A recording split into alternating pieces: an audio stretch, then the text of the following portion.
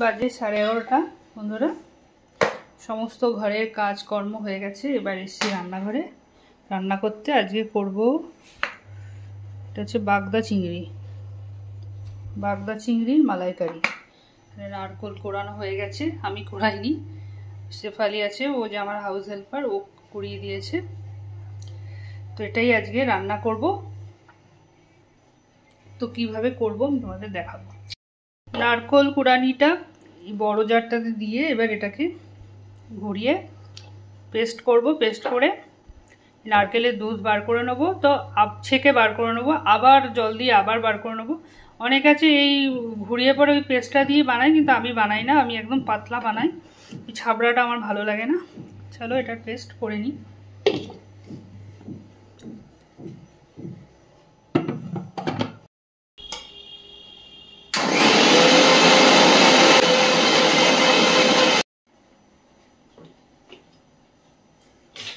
এটা প্রথমবার, এটা একটু ছেঁকে নেব।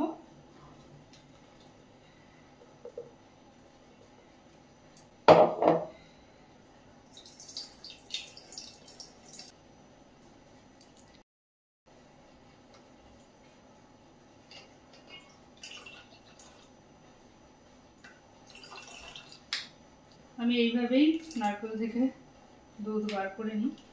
এই যে ছাবড়াটা আছে এটা আমি একদম ভালোবাসি না। আর এটাকে আবার জল দিয়ে আমি মিক্সিতে ঘুরিয়ে নেবো, তার একটু বেরিয়ে যাবে নারকেলের দুধটা।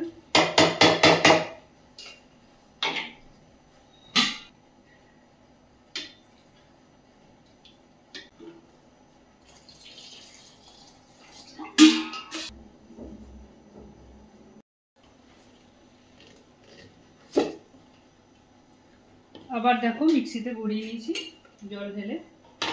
এটাই লাস্ট, আর করবো না।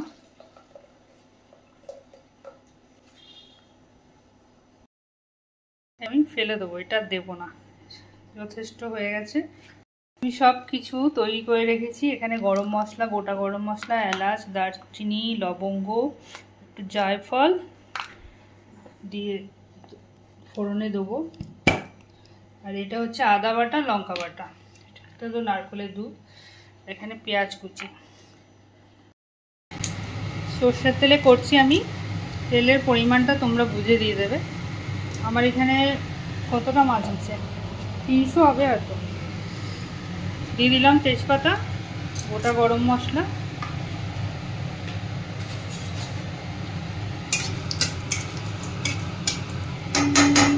একটুখানি নাড়িয়ে চাড়িয়ে পেঁয়াজগুলো দিয়ে দেবো।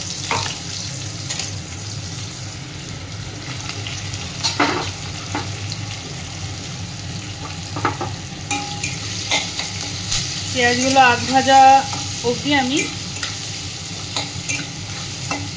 মানে ভাজবো, আধ ভাজা যতক্ষণ না হবে। দেখো আধ ভাজা হয়ে গেছে।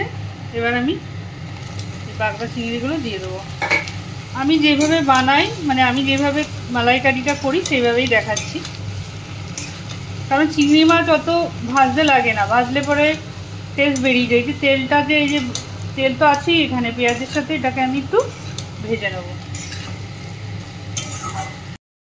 আমার বর কি করে জানো, এই যে চিংড়ি আনে না, চিংড়ির খোসাটা ছাড়িয়ে আনে না, বলে খোসাটা ছাড়ালেই না একদম সে গুটিয়ে যায়, সোজা থাকে না মাছগুলো না।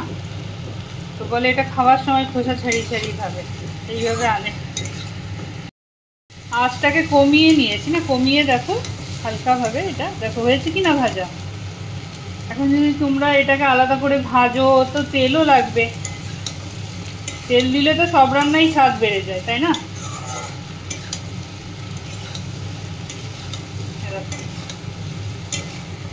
কত সুন্দর ভাজা হয়ে গেছে। এইবার আমি এই পেস্টটা দিয়ে দেবো, আদা আর লঙ্কা। এবার ভালো করে এটাকে কষাবো। একটু কাঁচা গন্ধটা বেরিয়ে গেলেই তখন হলুদ, লঙ্কার গুঁড়ো, লঙ্কা বলতে কাশ্মীরি লঙ্কার গুঁড়ো, চিনি দেবো কিনা ভাবছি, কারণ নারকেলের এই দুধটাই মিষ্টি থাকবে না। তা আমি টেস্ট করে দেখবো চিনি দিতে লাগে। সব দিয়ে দেবো, নুনটা অল্প করেই দিলাম।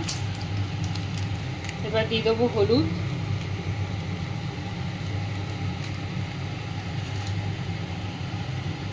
এবার দিয়ে দেবো কাশ্মীরি লঙ্কার গুঁড়ো। ওটা আদার সাথে তো কাঁচা লঙ্কা বেটে দিয়েইছিলাম, কাশ্মীরি লঙ্কার গুঁড়োটা হচ্ছে কালারের জন্য। এবার এটাকে কষাবো। দেখো মশলা থেকে তেল বেরিয়ে এসছে, কাঁচা গন্ধটাও নেই আর। এবার আমি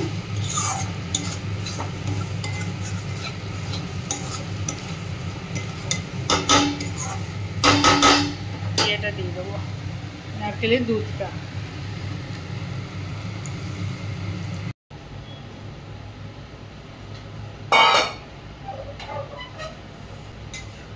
এবার এটাকে আঁচটাকে বাড়িয়ে দিলাম, ওটা হবে।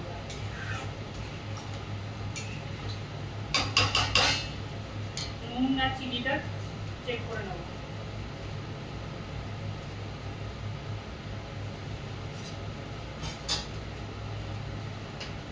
নুন লাগবে বন্ধুরা।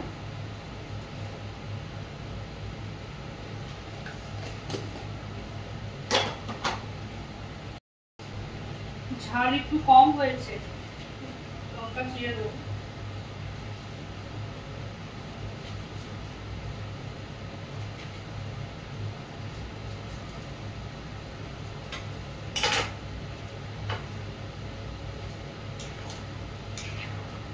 দেখো বন্ধুরা কেমন ফুটে এসছে আর ফেনা ফেনা হয়ে এসছে। দেখো এবার আঁচটাকে আমি এটা কমিয়ে দেবো। বেরিয়েছে না বন্ধুরা?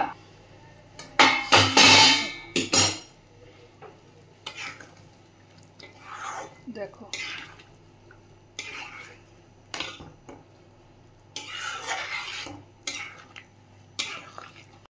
আমি এটা আরেকটু শোকাবো, তোমরা বুঝে রেখো যেরকম তোমরা ঝোল খাবে।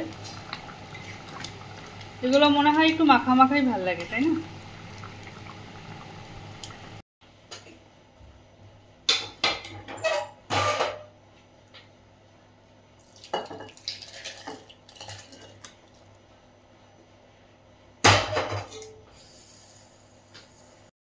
দেখো তৈরি হয়ে গেছে চিংড়ি মাছের মালাইকারি, বাগদা চিংড়ি এটা।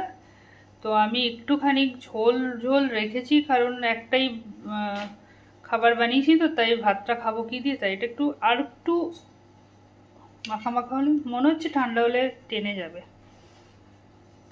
তো কেমন হয়েছে দেখতে, খেয়ে তো বলবো আমি কেমন হয়েছে, দেখতে কেমন হয়েছে বলো। আর ভিডিওটা ভালো লাগলে কমেন্ট করে জানিও। আর এইভাবে রান্না করে দেখো, খুব সহজে এটা হয়ে যাবে তৈরি চিংড়ি মাছের মালাইকারি।